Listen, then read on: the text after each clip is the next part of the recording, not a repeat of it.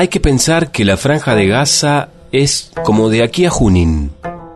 Tiene unos 45 kilómetros de largo y el ancho varía entre los 6 y los 12.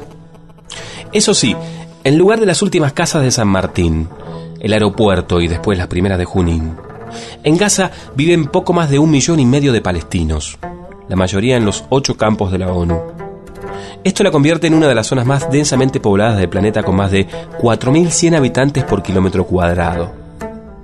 Tirar una bomba en Gaza siempre va a ser tirar también a 2 niños que están armando un arquito para jugar a la pelota, a una madre embarazada, a un abuelo que se pregunta por qué, a un adolescente que se despierta enamorado, a Christine. De un lado el mar Mediterráneo, del otro, en la frontera más larga con Israel o la pequeña con Egipto, la franja está cercada. Según el derecho internacional, la Franja de Gaza es parte del territorio palestino. Pese a esto, desde la década de 1970, el gobierno israelí intenta consolidar la ocupación militar del territorio estableciendo colonias de población civil. Entonces, entre 1,5 millones de árabes, se instalaron 9.000 israelíes, agrupados en distintas colonias, protegidas por el ejército, en especial al sur de la franja. Hamás es una organización palestina que busca establecer un Estado islámico en la región histórica de Palestina. Para lograr este objetivo, Hamás cuenta con organizaciones que desarrollan sus actividades en muy diversos ámbitos: la educación cultural y religiosa a los jóvenes a través de sus madrazas, la asistencia social a los palestinos más necesitados y a las familias de sus propios miembros muertos o presos en cárceles israelíes, y la representación en las instituciones democráticas palestinas. Hamás se presentó a elecciones en 2006 a través de la lista Cambio y Reforma y obtuvo la mayoría absoluta.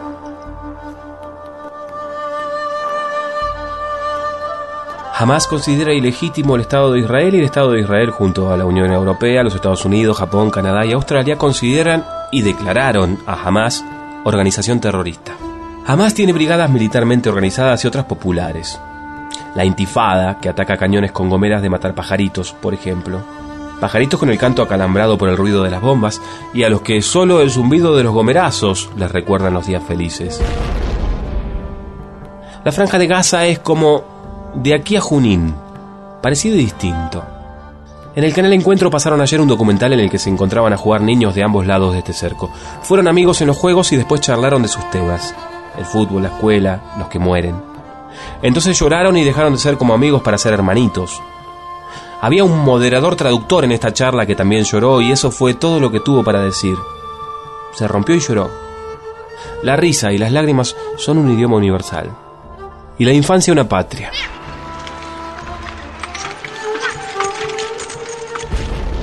Hace un tiempo escribí sobre estos terroristas de 10 años que están debajo de los escombros, con esa mirada que les da el fósforo blanco que condena este tiempo vergonzoso.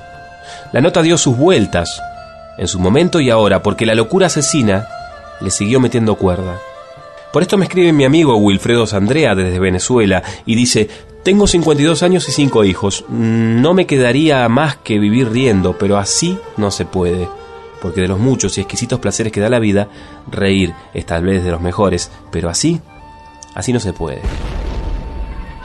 La infancia debería ser la patria más sagrada de todos los niños y niñas del mundo, también de Christine, la niña que murió de miedo. Fue hace pocos días en su barrio pobre de Al Remal, ahogada bajo las bombas por 7º día consecutivo. Fue demasiado para Christine, tenía 14 años, era estudiante de 10º grado e hija de un médico. Murió de miedo. Desde que comenzó la guerra sintió el peligro, sufrió desórdenes neuróticos e histerias, como tantos otros niños cuando los F-16 volvieron a disparar los misiles aquel viernes. Cayó al suelo aterrorizada por el ruido. Su padre intentó ayudarla, pero no pudo.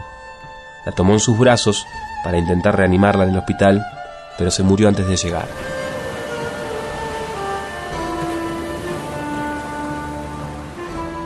Quien cuenta esto que acabas de escuchar es el sacerdote que está al frente de la iglesia del Patriarcado Latino de Gaza, Manaway Musalam, íntimamente vinculado a la pequeña comunidad cristiana ortodoxa a la que pertenece la familia de Christine, a quien no se pudo dar sepultura hasta 5 días después por la locura odiosa de la guerra. Era el 7 de enero de 2009, día de Navidad para esa fe religiosa. El diagnóstico forense de Christine apuntó a un ataque al corazón. Su pánico insuperable habla de la pérdida terrible de otra generación de niños gazatíes que se consumen de terror a morir asesinados mientras están durmiendo, camino a la escuela o confundidos en inmensos desórdenes psicológicos después de ver a sus padres impotentes e incapaces de proporcionarles seguridad. El diagnóstico es medio cierto, porque también podría decirse que a un niño que se lo mata de miedo se le detiene el corazón.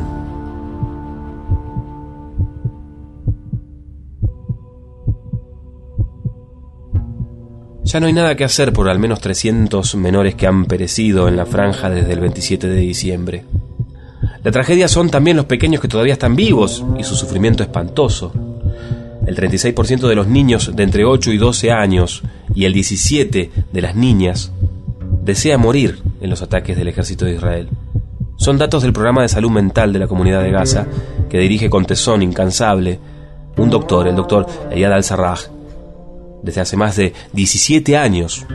Y durante esos 17 años ha podido documentar cómo las graves secuelas mentales acaban arrojando a los menores en brazos de los grupos armados en la edad adulta. Niños y niñas en la franja de Gaza, esa franja de tierra como de aquí a Junín, poblada por más de 1,5 millones de personas, entre las que ya no está Christine. Y ellos dibujan tanques, puestos militares, se comen las uñas, tienen pesadillas y padecen dolores de causa desconocida, llantos, episodios de introversión. Sufren traumas psicológicos, se niegan a dormir solos y arrastran una severa incontinencia urinaria. La operación Invierno Caliente, lanzada por Israel en mayo, aumentó 1/3 el número de pacientes infantiles en los servicios de psiquiatría, donde tratan de sacarles de las escenas de muerte, de funerales, de excavadoras arrancando árboles, de niños asesinados, que martillean todo el tiempo su imaginación. La foto de Christine, contraída y amortajada en los periódicos árabes de Israel, sacudió conciencias, aunque nunca las suficientes. En el diario Al-Quds, el autor palestino Sam Baor escribe: «Nunca te conocí, y sin embargo te quiero como a mi hija de tu edad. Viviste 14 años en miedo permanente. Perdón, porque ni yo ni el mundo actuamos con suficiente tiempo como para darte una vida normal, una vida digna».